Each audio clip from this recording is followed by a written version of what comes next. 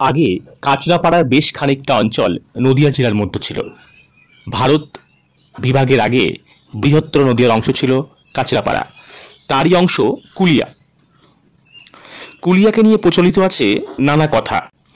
শহর থেকে দূরে অন্যতম বৈষ্ণব তীর্থ কুলিয়ার শান্ত পরিবেশ আজও মুগ্ধ করে মানুষকে। কাঁচরাপাড়া স্টেশন থেকে 6 কিলোমিটার উত্তর পূর্বে অবস্থিত এই কুলিয়া আশ্রমের কাঠে রাধাকৃষ্ণ, গৌর, নিতাই ও অন্যান্য দেবদেবীর বিগ্রহ আছে। নিত্য পূজা অর্চনা হয় এখানে প্রতি বছর অঘ্রাণ মাসে কৃষ্ণাকাদশীতে 3 দিন ব্যাপী বিরাট মেলা বসে। ওই মেলা সম্পর্কে প্রচলিত লোকশ্রুতি এই যে একদা ওই অঞ্চলে বৈষ্ণবদের নিন্দা করা হতো খুব।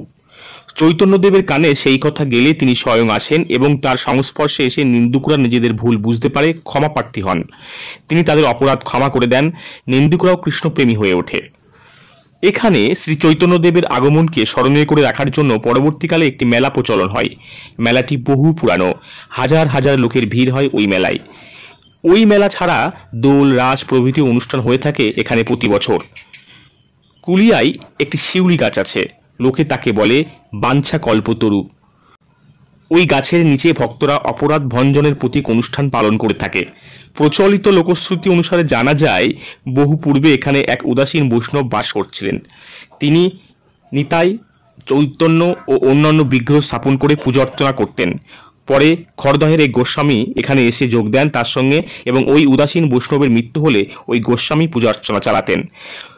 ওই গোস্বামীও দেহ রাখলে তার দৌহিত্ররা এসে দায়িত্ব গ্রহণ করেন এবং আশ্রমের সম্পত্তির মালিক হন। এই সময় কুলিয়ার শ্রী পটের ওপর নজর পড়ে বলাগড়ের অচ্যুতানন্দ গোস্বামীর। তখন এই স্থানের জমিদার ছিলেন মহারাজা কৃষ্ণচন্দ্রের পিতৃব্য বংশীয় রামকুমার রায় মহাশয়।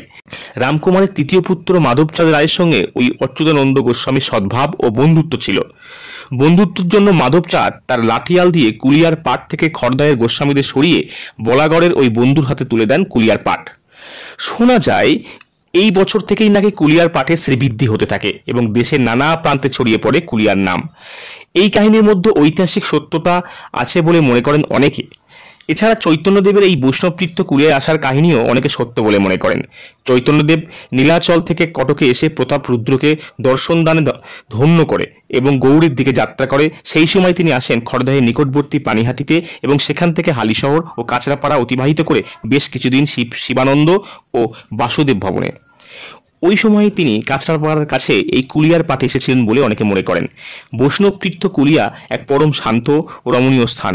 একবার এখানে গেলে বারবার মন টানবে নিশ্চিত বলা যায়।